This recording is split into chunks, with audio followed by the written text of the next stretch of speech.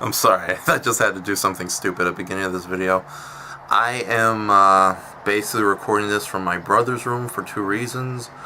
One, he has better lighting than my room, and two, I am extremely tired and I don't want to do this sitting up. I just spent the last month and a half doing a hellishly complicated colorist job on a local artist's comic book, and I am tired beyond comprehension. It's like I finally finished Saturday morning, stood up a little extra to go to the movies with my brother Gabe, my youngest brother, to go see Godzilla. And then we tried to go in to see Captain America.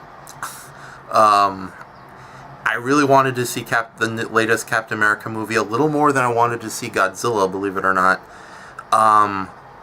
But we couldn't stay awake, and we just went back home, and I slept all day yesterday. I slept. It's what time is it? It's 10 o'clock on a Monday morning, and I'm still suffering from sleep deprivation from the last month of working on this comic. In fact, this last week, I've been sleeping limited hours just to get it done. So, but I am finally done. I am free. I can go back to lingering commissions and just doing my own personal artwork. And I get to talk about the newest Godzilla movie. I'm going to try to keep this as short as possible, as opposed to the first part that I tried to film, which was just me ranting on about my problems with the current state of modern Hollywood. But about the new Godzilla, out of 4 stars, I give it a 3. It's good, but underwhelming, and it's everything. Even though when I did like the movie in the end, I would recommend it to monster movie fans. It's also everything that I did not want from a Godzilla movie. It's another multi-million-dollar Hollywood big-budget origin story. And I am getting sick and tired of the origin story / franchise builder. Now, on one hand, this movie is a recruitment film for non-Godzilla fans. In fact, one of the weirdest things was when the movie was over and me and Gabe were talking about the film's flaws right off the bat, everybody around us, and I'm talking about what would be best described as the quote-unquote normal people, ranging from little kids to young ladies who would probably never give me the time of day, although I wish they did. They were all going in the theater, basically saying the same thing: how cool Godzilla was, how heroic Godzilla was. I love Godzilla. That was epic. And that's both a good thing, especially considering that right now Godzilla and his 2 Muto enemies are rolling in a country full of yen and cash. Sorry, that joke got away from me. Basically, Godzilla and the Mutos are rolling in the dough right now, seeing how well the movie did over the box office. And that's a good thing, but it's also the problem I have with it's another Hollywood fantasy movie that dumbs down the fantasy elements to appeal to the mainstream. And you see it all the time. And sadly, I think that's what the mainstream audiences really want. Yeah, we live in the age of geek entertainment and superhero movies coming out almost every week now. But you still have that kind of audience and Hollywood studio apprehension to actually just, as Mel Brooks would say, ring the bell. Just go and ring the bell of the imaginative wackiness that both comic books and more so the Japanese giant monster movie genre has to offer. For example, I do love the Marvel Studio superhero movies, and I think they're almost constantly hitting it out of the ballpark with those films. But at the same time, they're not as bad as the DC attempts to do movies these days, where everything has to be so Batman compatible, it's ridiculous. But with the Marvel Studio films, they still kind of tone down some of the weirdness. And even then, when they do embrace the weirdness, like the 2 Thor movies, especially the second one, and wonderful weird character elements like Dr. Zorloff or however I'm saying his name. I'm probably saying it wrong, but basically the mad scientists in the computer, whatever, you know what I'm talking about, in Captain America 2, where they're reunited with an old mad scientist from the original series, and he's pretty much just a computer program. And often you hear a lot of critics and movie-going audiences, and even the comic book geeks themselves, all complaining about it's too comic booky, it's too weird for my tastes. And I think that's the reason why Warner Brothers is so desperate for Zack Snyder to save the franchise, because Zack Snyder might be a nice guy in person, but he really comes off as sort of a dumbass.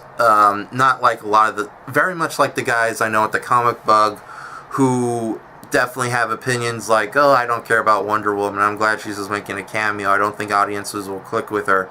For crying out loud, embrace the wackiness, give Wonder Woman her own movie, or at least, stop calling it Batman 2015 guest starring Superman and Wonder Woman, just make it the Trinity movie.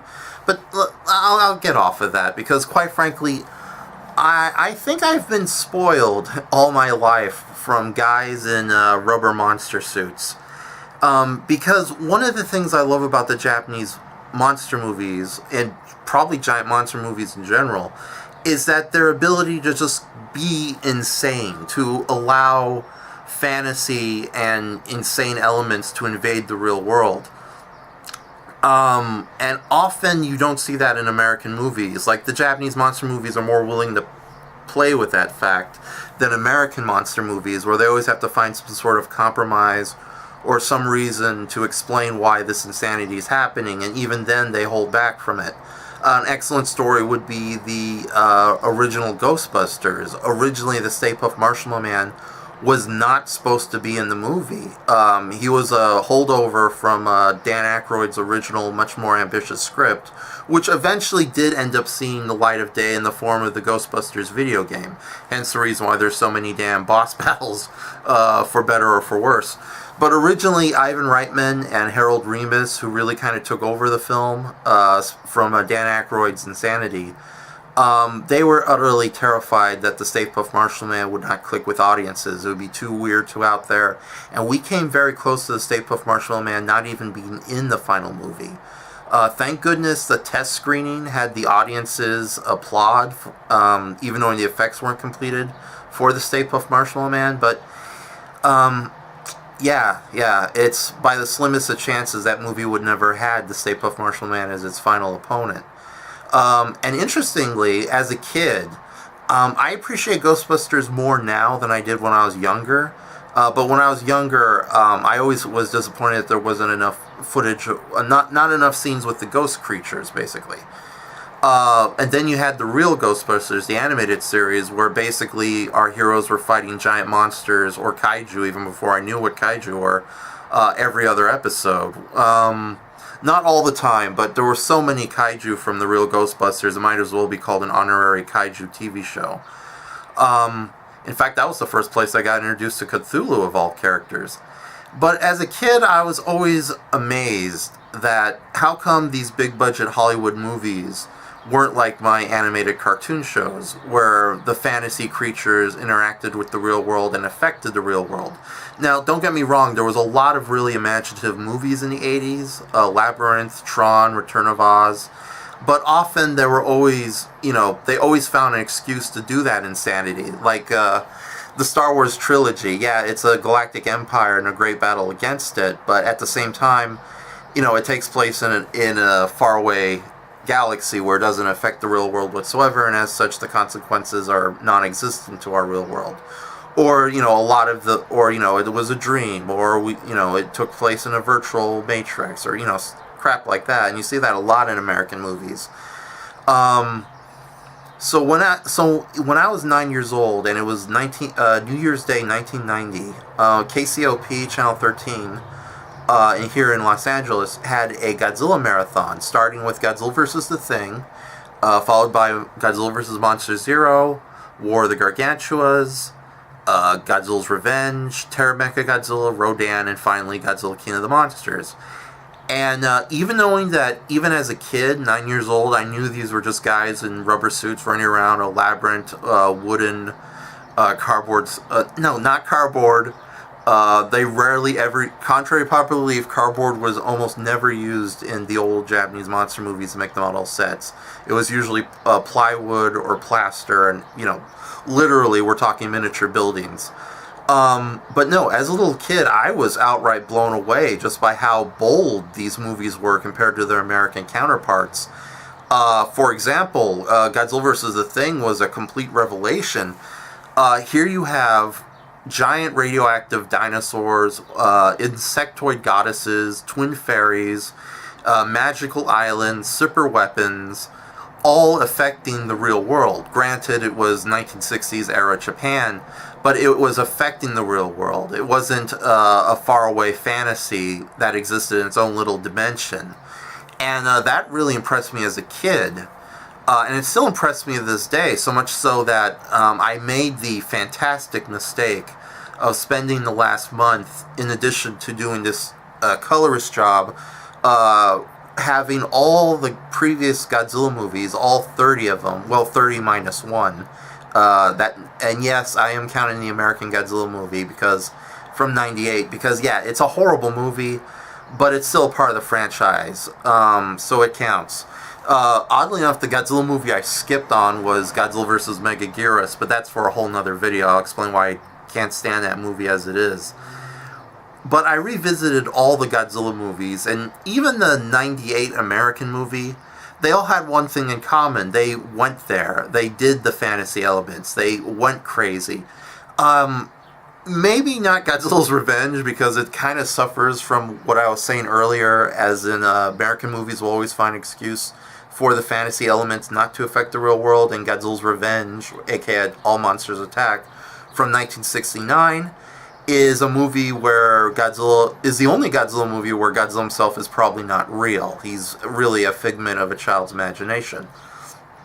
And in addition to revisiting all 29 out of 30 Godzilla movies, I also watched a lot of the Gamera movies and a lot of related materials like the animated Godzilla shows and other giant monster movies that caught my fancy. And I think, again, that was a fantastic mistake to make, because it really kind of was a bad contrast to the new Godzilla movie, which is, again, it's a Hollywood origin story and a franchise builder. And of course, instead of just going big on the first entry, they keep teasing and holding back on everything, supposedly for the sequels, but most likely because, A, audiences wouldn't accept it, and yeah, it's hard to sell giant monsters to audiences as is. One of the main reasons I think Pacific Rim, unfortunately, didn't do so well, while Cloverfield did exceptional amounts of money, mostly because American audiences were too stupid to realize it was a giant monster movie to begin with, and the mystery advertising from a one J.J. Abrams didn't help either, or did help, depending on how you look at it. Whereas Pacific Rim pretty much said its concept right off the bat, and I was there on opening day with Pacific Rim, and everybody in the theater who were buying tickets were like, "Nah, I don't want to see that. That's ridiculous. That's silly." So with that said, this Godzilla 2014 film is a Godzilla recruitment film for non-giant monster movie fans, and it's worked because the movie's made $200 million on its first weekend, but I don't know if it's going to sustain that, and will probably end up like Pacific Rim. It might have a good opening, but I don't think it's going to last that long. Or if it does, audiences may like it way more than I did. Unfortunately, I was disappointed. My heart sank a bit when every time something awesome was about to happen, we pulled back from it. And it sucks too, because I actually am one of the few giant monster fans who enjoy engaging human characters in my giant monster movies. In fact, two of my favorite giant monster movies of all time is Godzilla vs. the Sea Monster and Mysterious Island from the 1960s Ray Harryhausen version. And the great thing about those films are the giant monsters, even though I would love to have seen more of them, you have incredibly interesting and enjoyable and engaging human characters and a human subplot in both stories that even if the giant monsters aren't on screen, you're still fully entertained. If both movies had more monster footage along with the really awesome human elements, then they both be perfect movies. They'd be 4 stars all the way, as opposed to just being 3 stars or 3 stars and a half in their own rights. Unfortunately, with Godzilla 2014, there are some engaging human characters in it. I actually did like Aaron Taylor Johnson. Is that his name? Brody. We'll just call him Brody from now on. I didn't think he was as bland as everyone else is accusing of him of being. And I did enjoy a lot of the human characters. Unfortunately, it was still underwhelming. I think underwhelming is probably the best way to describe the film in general. And it wouldn't be such a bad thing if we actually, saw some of the monster fight scenes or did more prolonged shots with the monsters. But as it stands, it almost became like a spoof of... the movie almost felt like a spoof of not only what people stereotypically think Japanese monster movies are like, aka very little monster action and way more scenes of humans having conferences. That is true, but at the same time, the movies from the 1960s did a really good job separating entertaining human elements with monster action. Ghidorah, the three-headed dragon, and even Godzilla vs. the Thing are 2 excellent examples of that. Not only that, but this movie suffers from the Steven Spielberg complex that a lot of modern-day movie makers keep doing. Everyone attempts to try to ape Close Encounters of the Third Kind, and Close Encounters of the Third Kind is a great movie. But what people tend to forget is that things still happen in Close Encounters of the Third Kind. Yeah, there was a mystery building up, revealing to the last third act of the movie that pays off everything. But, stuff still happened. It still moved at a good pace. It was still interesting. It had and these days you have idiots, like J.J. Abrams, who, tries to ape that aesthetic so badly that if he was to reboot Indiana Jones, instead of doing what Steven Spielberg and George Lucas did, which was just have a straight-on adventure movie, he'd probably spend the new Indiana Jones would probably be 90 minutes of Indiana Jones deciding what hat should he buy before he goes on and has an adventure for the remaining 15 minutes of the movie. Now, remember what I said about Zack Snyder being kind of a dumbass? If I've mentioned that same kind of scenario to everyone I know at my local comic book shop, and they all go like, "Oh, that sounds like an awesome movie." No, it isn't. Spending 90 minutes deciding on buying Indiana Jones' hat sucks. And with all that said, you can kind of see my problem with the Godzilla movie, because it's everything you see constantly in Hollywood these days. It's setup, setup, setup, tease, tease, tease, setup, maybe a little bit of payoff. But for the most part, maybe we'll save it for the sequel. But then again, the sequel's going to be setup, setup, tease, tease, setup for the sequel after that. So much so that you almost kind of appreciate the terrible third entry in most of these movies. Say what you will about The Dark Knight Rises, that movie had a lot of flaws, but I appreciate it because it was still kind of a post-apocalyptic scenario and kind of escalated what was happening in the previous 2 movies. And that's how I felt about this Godzilla movie. It's like, and it sucks too, because I like Garth Edwards. And, sorry, my throat's a little dry, so I'm going to have some hard time talking from this point on. And unlike everyone else who's only familiar with Garth Edwards from his feature debut, Monsters, which was an even worse movie now thinking about it, because if you want scenes where it's just humans rambling on and you barely see monsters, that's your movie. Go rent that and you'll love it. And it's a noble attempt at a movie, but it definitely got on my nerves even more so than Cloverfield. And I'm more forgiving towards Cloverfield because it's a shorter movie, and I actually kind of like the yuppies in Cloverfield. They're one of the few likable yuppies you see in movies anymore. Like such things even exist. But no offense to real yuppies if you are also happen to be nice people watching this.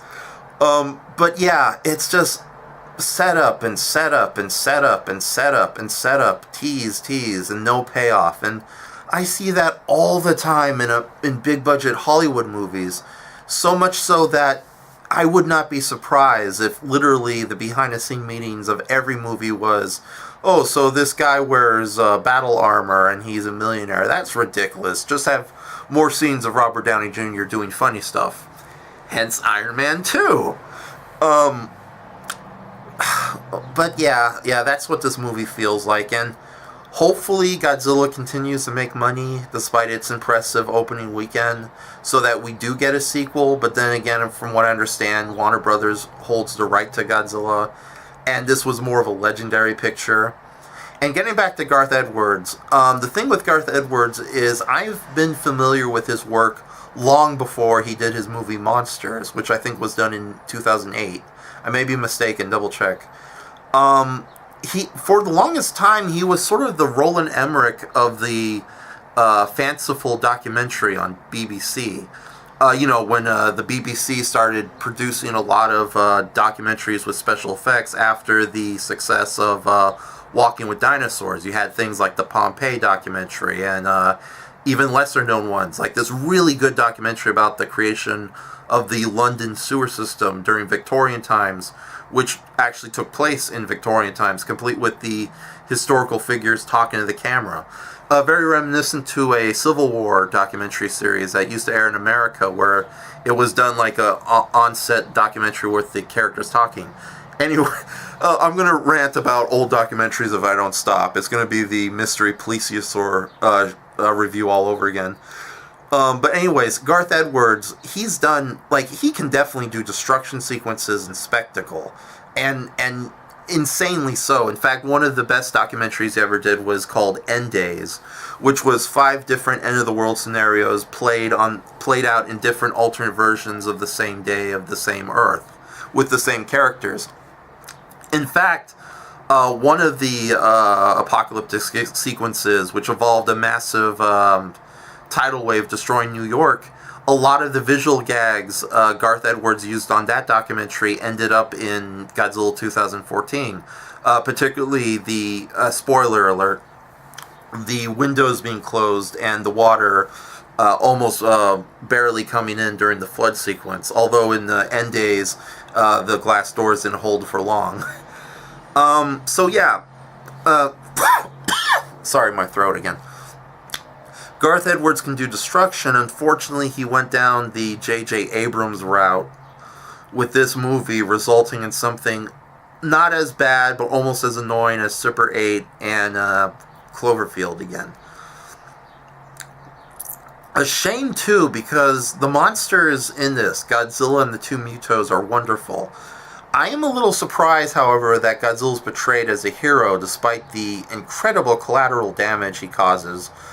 So much so that there's, of course, the flood sequence where obviously a lot of people are killed just by his arrival, as well as the kind of rescue efforts that were no doubt utterly ruined when Godzilla woke up from the rubble and probably killed whoever they were looking for underneath. And yet he's still kind of praised as a hero. I think I don't know what was the thinking behind that. Probably because Godzilla's the main star of the franchise, and they didn't want to alienate people. Sort of like how a lot of non-Godzilla fans I've introduced the Millennium films to are shocked about how much of a jerk Godzilla is. But it does work in Godzilla's favor, I have to admit. And also, I think it's because of America's own opinions towards Godzilla. Because, believe it or not, this country, maybe slightly more so than Japan, or no, equally as bad as Japan, is when it came to giving Godzilla his popularity. After all, it was our country that gave him the moniker King of the Monsters. And it's our country that kind of sees Godzilla more as a good guy monster than an outright villain. And some of my friends on DeviantArt, especially Mecha Gregol, she brings up a really good point that that should be Godzilla's character. He's another nation that should be respected and understood as opposed to a wild animal or a demon of destruction. And for the longest time, I was more than okay with the demon of destruction motive behind Godzilla. But yeah, I'm starting to come around. In Jira, the Three-Headed Monsters, there's a great scenes where the monsters have a conference, and it's translated from the Twin Fairies of Mothra Islands. And basically, yeah, Godzilla thinks the humans are the aggressors, while humans think Godzilla's the aggressor. And of course, from that movie forward, Godzilla eventually turns into a good guy and the protector of not just Japan, but the world at large against even worse monsters.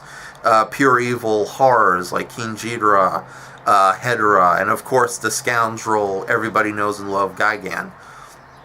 Sorry, I'm a kaiju fan, I had to throw some names out there.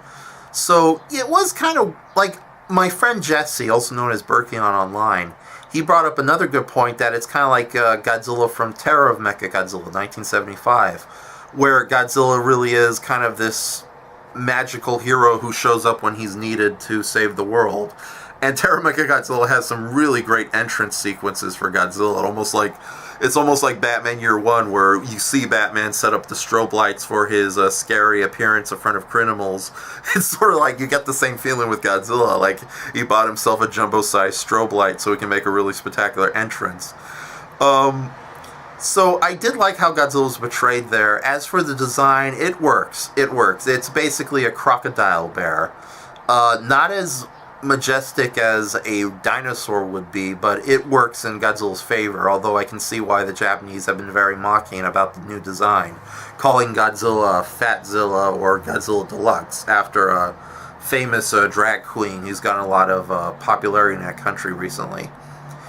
But then again, it's Japan. It's like their reaction towards Japanese monsters these days is like Americans' attitudes towards Westerns. Back in the 50s and 40s, you could print money on Westerns. Today, it's impossible to make a big-budget Western without failing miserably.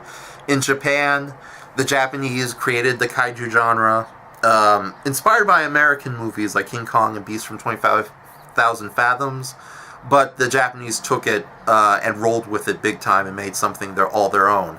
Now these days, the Japanese could care less about the giant monster genre. So much so that when Pacific Rim failed miserably in that country, even more so than it did in America, as people accuse it of being, I was not surprised, because I knew that was going to happen. But then again, everybody at my local comic shop were like, "But it's Japan. Don't they love this kind of thing?" Not really. Not anymore. At least not like they used to. So I'm kind of interested to see how Godzilla performs in Japan come July, but I'm guessing not so well. So, I should have brought a drink.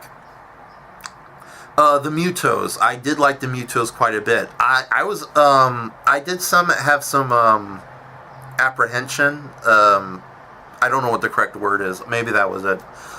Towards the Mutos, because again, it's really Hollywood, another insectoid monster.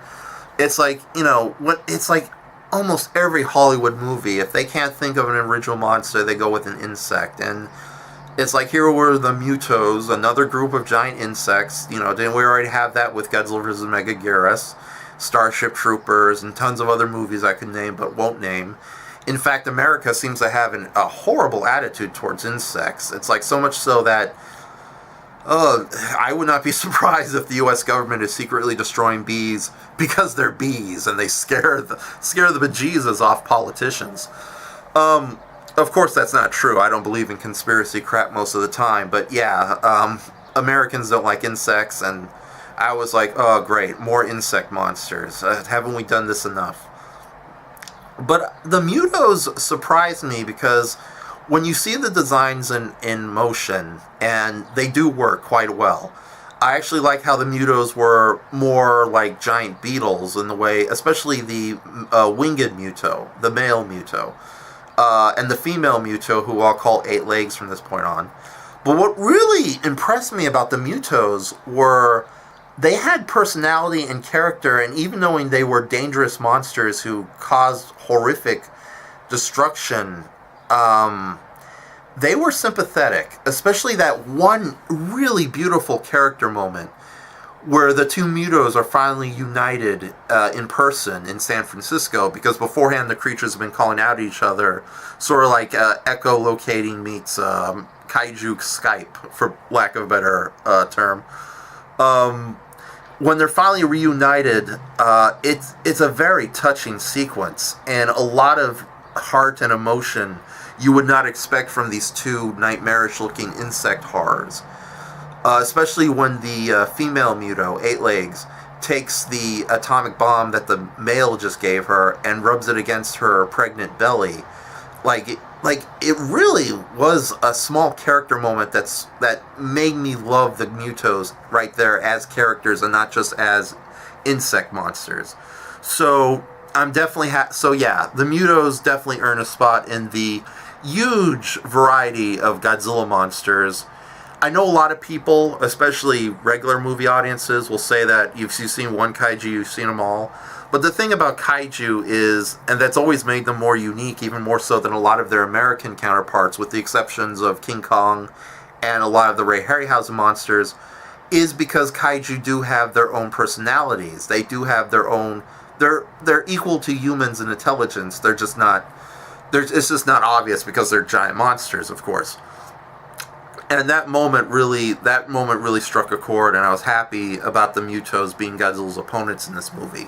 And it works too, because no offense to King Ghidorah. King Ghidorah might be a slightly cooler monster, but King Ghidorah is just a killing machine through and through, and he's probably one of the few kaiju with a complete lack of personality, with rare exceptions being Mothra 3, where he's more or less an evil wizard and a really nasty toddler on a rampage. But we'll get to that in another video if I review Mothra 3. So yeah, the monsters really impressed me. And unlike most kaiju fans who prefer analog effects and practical effects over CGI, I've come to appreciate CGI as an art form in its own right. Personally, when it comes to special effects, I prefer a stew of different methods being used.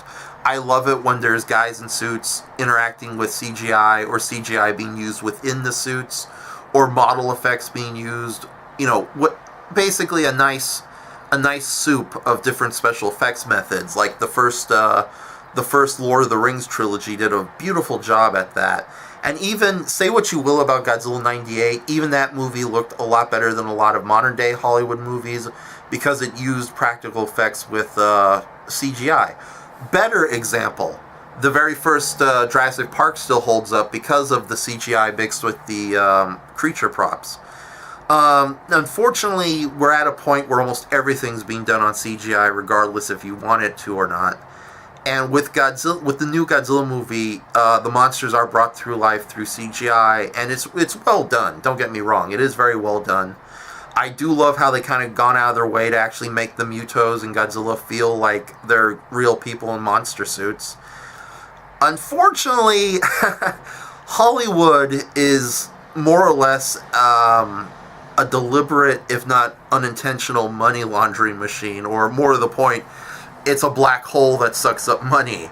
And as such, CGI, whether they mean to or not, is a horribly expensive process, or literally, I don't know, there's tons of reasons behind it, but as such, you get a funny feeling that the reason you don't see a lot of the monsters, is because they can't afford it, or I know it's a deliberate attempt to try to do that kind of Jaws mentality of not showing the monster off the bat. But what people tend to forget is the thing about Jaws was the first half was a horror movie thriller where the monster is off camera. The second half is an adventure story in the vein of Moby Dick, where you do see the monster. And even though the shark is not convincing, both halves of the movie do work in their own rights. Unfortunately, people like J.J. Abrams, and probably to a lesser extent Garth Edwards, they prefer the first half of Jaws, and as such, they barely show the monsters. Either because the CGI is too expensive, or they deliberately choose that tell, don't show, less is more approach, which sucks, because we are at a day and age where monster effects, both practical and CGI, are getting better and better, and yet we still have these directors being kind of cowardly at showing the freaking monster.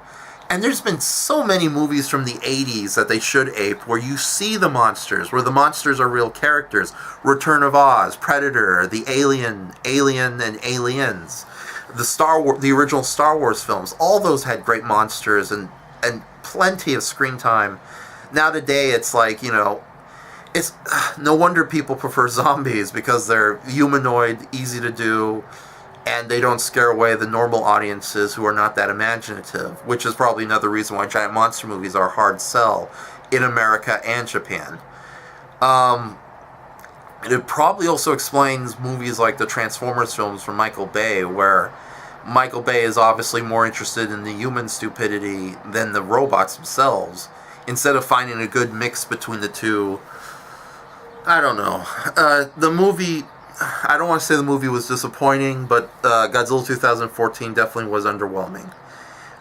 It's still 3 stars, still good, still worth checking out, but I don't know. It could have used more monster action, along with the human scenes. So there you go. That's my review of Godzilla 2014. I would love to go into more detail about it, but as it stands, you've listened to enough. And knowing me, I'm going to ramble and go off into totally different tangents. Like, for example, I just said that I don't like the Michael Bay Transformer movies, but I saw Pain and Gain recently, and yeah, more screwed up comedies about the human condition from Michael Bay would be preferred over his attempts to do giant robots.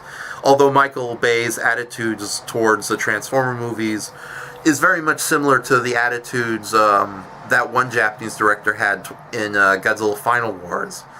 And you do get a weird feeling that's the state of Hollywood these days, where everyone's more interested in everything but what is actually the element of the main movie. Especially in the giant monster genre, where people are, both moviegoers and movie makers, are more interested in the human elements and the mundane than the monsters and the fantastical. Now, don't get me wrong, I did like the human characters in Godzilla 2014. And Aaron Taylor Johnson, Brody, he was serviceable. He's not that bland, but at the same time, he's another in a long line of bland, marketable, straight in the middle, and forgive the terminology, whitest protagonist you keep seeing in Hollywood movies these days. Yeah, God, it's like you can even make the same problem about the Batman movies. Like, I like Batman. He's probably my favorite American superhero, despite all the rubbing I give the character in my comical spoofs. But yeah, it's like the way the Christopher Nolan movies were made outside Batman Begins. The other 2 movies, Batman's almost a non-character, incredibly bland, and the side characters, including villains and even Alfred, are way more interesting than he is, unfortunately. And that's the same thing that we get with this movie. We spend too much time with Brody, not enough time with Godzilla or Ken Watanabe or the Mutos or even Bryan Cranston, who are all side characters.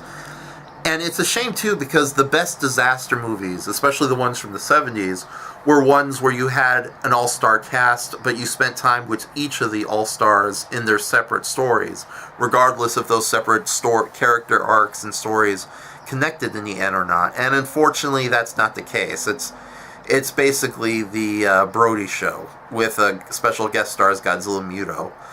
And again, if you're going to do a giant monster movie, especially one that's $160 million in budget, apparently.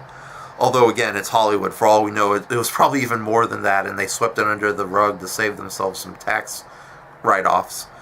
If you're going to do a giant monster movie, either go big or go home, and sadly, they dumbed it down and went huge, but not big. And apparently that worked with a lot of people who don't get the genre. They kind of prefer that kind of dumbing down of the fantasy elements. But, here's hoping the sequels go for more mayhem, more wackiness, and the audience is on board, as opposed to the audience going like they did during Pacific Rim. This is weird. I don't get this. This is weird. Why can't they just throw an atomic bomb on the monsters and be done with it? So I will give movie credit, though, that unlike Pacific Rim, where it barely touched upon some of the world-building elements, Godzilla, well, it suffers from that too, but not as badly as Pacific Rim did to some extent. They opened the movie right out saying that Godzilla's basically immune to nuclear weapons, and nuclear weapons is a pretty terrible option, especially when 2 of your monsters eat it up like candy. Again, talking about the Mutos. And before I end this video, I do want to do one little comical shout out to the black bus driver of the movie. Another scene I really liked was the Godzilla's appearance towards the Golden Gate Bridge, and I saw the scenes in like an edited clip on YouTube, officially from Warner Brothers Legendary themselves. And when I just saw that footage of like the black bus driver like trying to go on the bridge, I thought, you know, who is this dumbass panicking in the middle of this mayhem? But when you finally see the movie in context and realize that he has a bus full of little children, and he knows that Godzilla coming out of the shore with military people shooting at the bridge is going to result in the bridge getting destroyed, he heroically goes against traffic laws and breaks through the barrier, saving the kids and getting off the bridge just before Godzilla destroys it. So yeah, random black bus driver is my favorite minor character from the movie.